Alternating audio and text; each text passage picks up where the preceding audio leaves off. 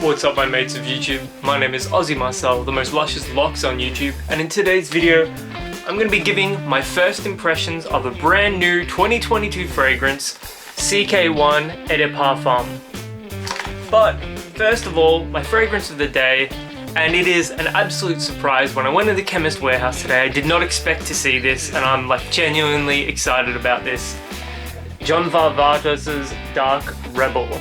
Now I have a couple of bottles of Dark Rebel Rider, but I've never been able to find Dark Rebel at a good price. I've seen bottles for like $250 because it's been discontinued, but in my local chemist warehouse, there's quite a few bottles of this now, and I've checked many times and I've never seen it there since. I haven't seen Dark Rebel Rider there since either. But yeah, as soon as I bought this, I picked up two bottles, $80 each, on sale from 115, and yeah, I think I prefer it to Dark Rebel Rider. That's a much more leathery scent. This is sort of like a darker, more mysterious, smoky scent. I would say there's a more prominent amber, like an almost church cathedral-like amber sort of quality to it. And yeah, I'll do a review of this eventually, but for the time being, I'm just gonna enjoy it because I've been hunting for this for so long and I finally got my hands on it. It's a strong scent. I don't know how performance is going to be. Dark Rebel Rider's performance isn't fantastic, but it smells amazing. This smells even better than Dark Rebel Rider. And yeah, like I said, I'm pretty stoked about it. If you can't tell, I'm genuinely excited about it. And yeah, more thoughts to come. But let's go into CK1 Eau De Parfum, a new fragrance of 2022. And yeah, it's vegan as well, so that's pretty awesome. It's good to see more fragrance houses taking a cleaner, more natural approach to this stuff. I am a clean fragrance, it says right there. Vegan formula, natural origin ingredients, natural derived alcohol, recyclable packaging, and yeah, containing 77% ingredient from natural origin. CK1 Eau De Parfum. Now, if you've ever smelled CK Everyone Eau De Parfum, I should say. If you've ever smelled CK Everyone before, it's similar to CK1, it's similar to CKB. It is a unisex, clean, slightly citrusy, fresh scent. I expect this to be a slightly dense, fresh take. So let's have a smell. Of course, I should have expected this.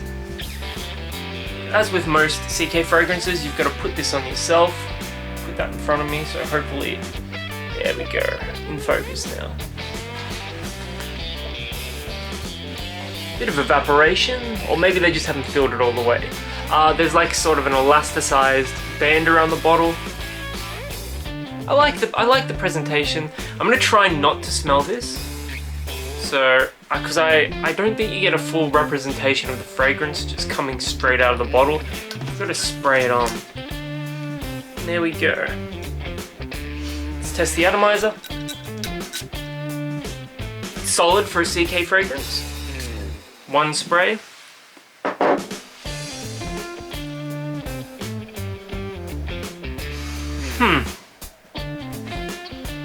Well, first things first, I absolutely prefer Dark Rebel, so I'll just say that. There's quite a substantial floral note here. It may be rose, it may be something like heliotrope. It's almost white floral in its presentation, but I do get some rose as well. I get melon in the opening, I get citrus. It's actually fresher than I thought it would be.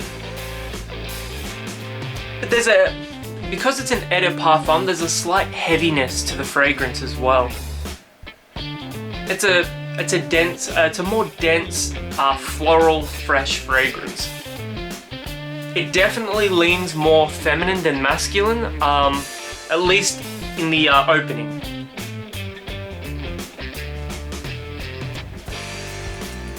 I don't really pick up any woods. I get maybe a touch of clean musk. But there's not really a lot of this fragrance that I would say is masculine. It is a unisex fragrance designed and marketed to both men and women. And perhaps that's a good thing, because really fragrances should be unisex anyway. You can wear whatever you want whenever you want to wear it, and that's just your business. And you know, it's sort of like a fashion statement. It's sort of, you know, something that you can hold to yourself, and that's a beautiful thing. But if you're somebody that's looking more specifically for a feminine leaning scent or a masculine leaning scent, this is going to appeal more to those of you that are looking for a feminine leaning scent. I get a lot of floral, I get melons, I get citrus. There might be a touch of a herbal note in there as well, but I don't really pick up any woods, any animalic notes, obviously nothing like that. It's a very fresh, clean, floral fragrance. I think it's going to appeal to a lot of women that are looking for, you know, a slightly more dense, fresh, floral fragrance. Those men out there that are looking for a fragrance that you can wear after you work out, maybe after you shower, something that you can just chuck on and you know you're going to smell good, you know you're going to smell fresh and clean. This is going to suit you as well, but I do think it's going to appeal more to women. And I will just show you the bottle once more. That's my nephew, you can hear yelling in the background. A beautiful little boy. Yeah. I like it, but it's not my favorite. It's not a love, at least not right now. I'm gonna have to sit with it a little bit, revisit it occasionally, and then I would love to do a full review on it. It also probably doesn't help that I'm wearing such a fantastic men's fragrance in Dark Rebel, but that is obviously going to appeal to much less people than CK Everyone Eau De Parfum. I'm just so used to it's got one in it. I know CK Everyone is, I think it's a flanker of CK1, or CK Everyone might be its own line. Either way, that's neither here nor there. So yeah, if you've ever worn CK Everyone Eau De Parfum before, or even the original Eau De Toilette, let me know in the comments below, as I'm always curious to find out. And until the next video, my name is Aussie myself, the most luscious locks on YouTube, and I'll catch you guys around.